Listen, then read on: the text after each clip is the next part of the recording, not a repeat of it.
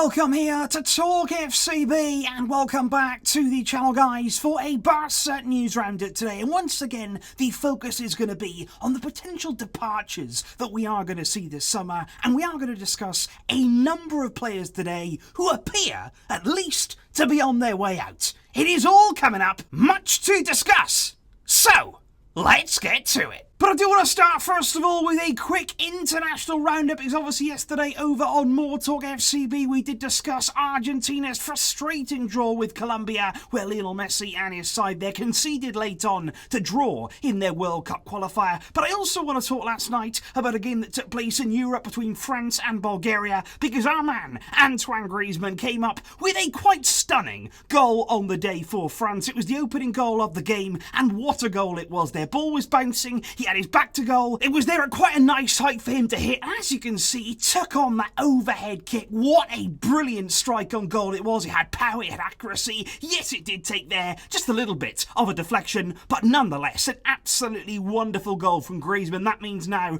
that he scored back-to-back goals in these friendly games ahead of the Euros, and I do have to say, I feel like it's a very, very big tournament for him. I do feel like here, he's had a good season, he's been in much better form this campaign. Going into the tournament here, he's red hot and in form, and I just think it feels very, very similar to what we saw from him back in the European Championships in 2016. France on that occasion, of course, went all the way to the final, didn't quite get over the line against Portugal, but Griezmann, right throughout that tournament, was so impressive for his country, and it does have the feeling once again that Antoine can go into this, and regardless, of course, of his future at Barça, him succeeding, him doing well at the tournament, it is only going to be a good thing. And of course, there is going to be plenty of Euros content coming up on MORETALKFCB. In particular, tomorrow, you guys will have there my full tournament predictions for the Euros, which should be an absolutely fantastic tournament. But if we move on to some of those big talking points on the Barça front today, I want to start here with Ilaix Moriba, of course, somebody there who made his breakthrough to the first team over the past season. He made 14 appearances in La Liga in total throughout that breakthrough campaign, which of course included scoring his first ever Barça goal at the age of just 18 years old. And of course he is a very, very bright talent there coming through in midfield, and Ronald Koeman seems to have real faith in the midfielder, and I think especially as well after the falling through of the transfer of Wijnaldum. Ilaix again next season is going to get opportunities in Koeman's midfield, but I think right now one of the more concerning aspects when it comes to young Ilaix is that his contract expires not this summer but next summer there in 2022, and that is something right now the club are looking to get sorted out as soon as possible. And I just want to make this very, very clear, because last week a report came out there from Gerard Romero, of course, of RAC 1. He basically said that any renewal deal for Ilaix Moriba, it's going to be difficult, because he actually went on record as saying that Ilaix's agency there, the people that represent him in those contract negotiations, he said that they were demanding very, very high wages, which wasn't well received by the club, putting doubt there on whether Ilaix was going to continue.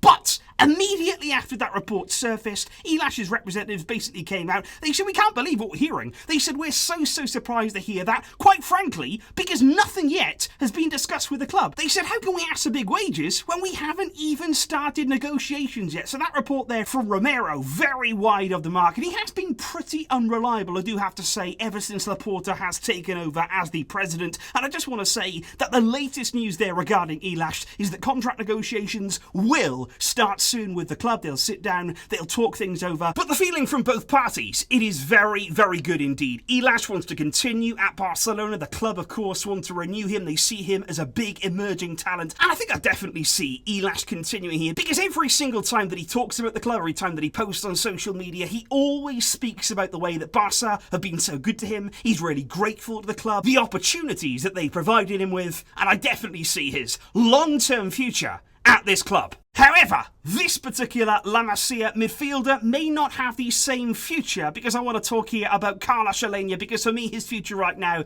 does seem to be away from the camp. Now, of course, he was loaned to Getafe back in January. When he went there, I thought it was really, really impressive to see him getting very regular game time, particularly towards the end there of his loan spell. He started to make a real impact in their team, but of course he was in a side there in Getafe who were battling relegation, which wouldn't have been easy for Alenia. But I just think right now he's 23 years old, he's entering a really important stage of his career. He doesn't seem to be part of Ronald Koeman's plans. And now, of course, the fact that Koeman is staying, Aleñá will need to take that into account. Before he did leave on loan, he only made 2 appearances in La Liga in that first half of the season. And I just think right now he needs to make the best move for his career. He needs to go and play. He needs to feel trusted. If that's not at Barca, then he does need to try and move on this summer. According to Mundo Deportivo, Barca right now have got an asking price for Aleñá of €8 million. That is the fee they want to sell him this summer. Getafe would like to keep Aleñá on a permanent deal, but I don't really think they'll be shelling out €8 million to keep him. Another club in La Liga who are interested are Valencia. They are certainly there, a possible destination for Aleñá, and also Wolverhampton Wanderers there in the Premier League. They've been linked too with Aleñá,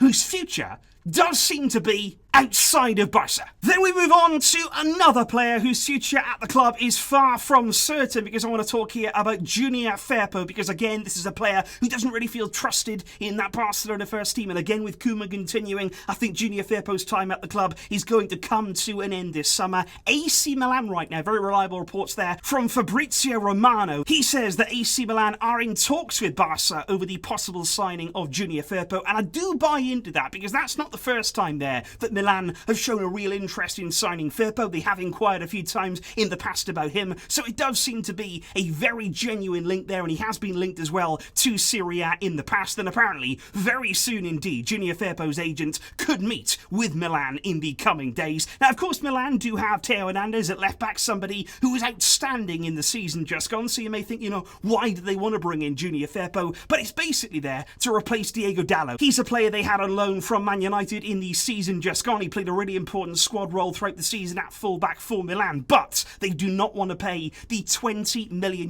that it would take to make that loan deal permanent, so now they are looking for alternatives. Now the question would be, what sort of fee would you get for Junior Firpo? Of course, we didn't sign him for crazy money. A lot of that transfer fee there, 18 million, plus a lot of money in potential add-ons, which may or may not have been settled. So I think right now we'd probably be looking at potentially 10 million, maybe 15 there at a push for Junior, because the good thing is there are a number of clubs who are interested in him. Obviously right here we've got Milan, but also there have been rumours linking West Ham, Southampton to his signature. It's always good to have Premier League clubs interested. That usually helps to raise the possible price. So we should be getting a decent fee here for Junior, because at the end of the day, he's still only 24 years old. He is somebody there that I think deep down does have quality. He does have potential. We haven't really seen that at Barca. He hasn't really been given the kind of opportunities. But as you've seen with players like Lucas Digne, players who leave the club there in that left-back role, who go on and do very, very good things elsewhere, I think Firpo does have talent, and as a result of that, we should be trying to get a fairly decent transfer fee for him. Last but not least though, guys, the man that I do want to discuss and end on here with a really, really big dilemma, it would have to be Fransisco Trincão, because of course it has been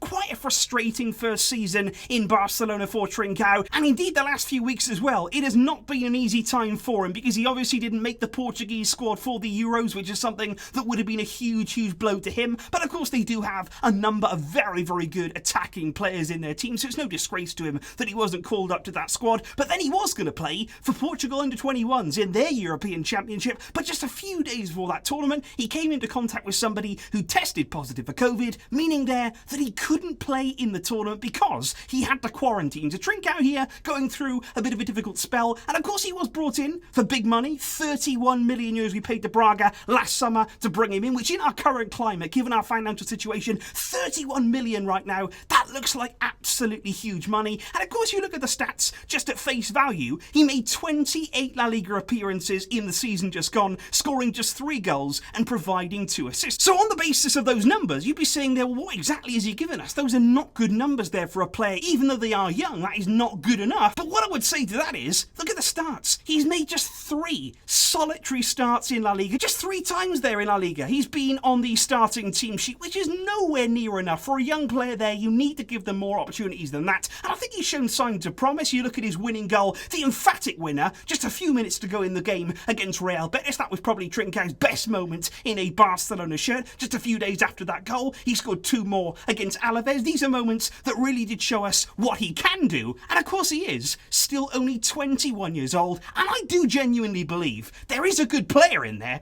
on the side of Trincao. But that's what brings the dilemma. What do you do with Trincao this summer now? Trincao after that frustrating and difficult first season? Do you keep the faith in him? Do you say, you know what, I'm going to back him to show that true potential? I'm going to give him time here to settle at a new club, given the fact that he is such a young player. But then you'd also need to know, is Ronald Koeman going to give him more game time? Is he there going to actually say, you know what, I'm going to give him more opportunities in my starting lineup? Because if not, what do you do then? Do you loan Trincao out? Do you send him out there to get more experience, to get some more football, either in La Liga or to another elite club maybe, that he can get some European football experience in the top competitions? Or do you say, you know what, given our financial situation, given the fact here we are kind of desperate for money and also to reduce wages, do you say we're going to cut our ties completely? Do you sell Trincao this summer and try there and recoup the transfer fee that we paid just 1 year ago? And then of course you could replace him in the team with somebody who's coming up anyway, who's going to get promoted anyway, in Ilaix Moriba. So could that be a like-for-like replacement? I think right now, if we were to sell Trincao, there is definite interest again, you would say, from the Premier League. Leicester tried to sign him last summer before he'd even kicked a ball for Barca. And this summer, apparently, Wolves again are the name coming up. They are very heavily linked right now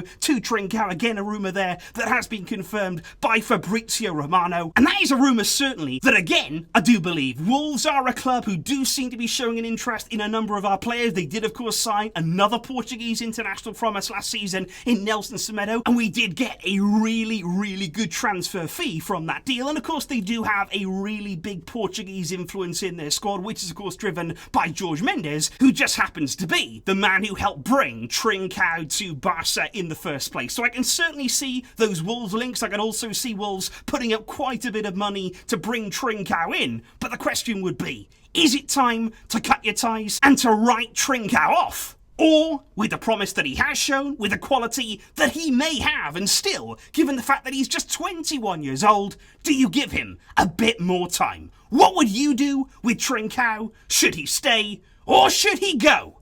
Let me know, guys. I really am interested to see there what you would do in terms of the Portuguese winger. And of course, I will be seeing you very, very shortly indeed, with plenty more uploads to come. Let me know your thoughts from all the topics that we have discussed in today's video, from Griezmann there to Ilaix Moriba, Alenia, and indeed Junior Firpo. Thank you indeed for watching and for supporting. But until next time, as always, Visca El Barça.